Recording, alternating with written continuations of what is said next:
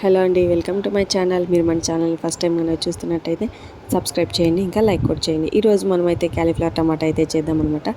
First నేను క్యాలీఫ్లవర్ని చిన్న చిన్న పీసెస్గా కట్ చేసేసుకున్నాను. ఆ తర్వాత ఒక గిన్నెలో వాటర్ వేసుకొని అందులో క్యాలీఫ్లవర్ పీసెస్ అన్నీ వేసుకొని పసుపు ఉప్పు వేసుకొని ఉడకబెట్టుకున్న తర్వాత దాన్ని అంతా డ్రైన్ చేసేసుకున్నాను వాటర్ని.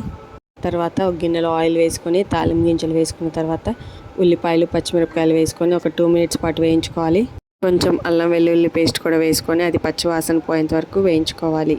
తర్వాత టమాటా ముక్కల్ని కూడా వేసుకొని అవి సాఫ్ట్ అయ్యేంత వరకు ఉంచుకున్న తర్వాత ఉప్పు కారం పసుపు కూడా వేసుకొని ఒకసారి అలా మగ్గనిచ్చిన తర్వాత మనం ముందుగా ఉడికించుకున్న క్యాలీఫ్లవర్ అయితే వేసేసుకోవాలి.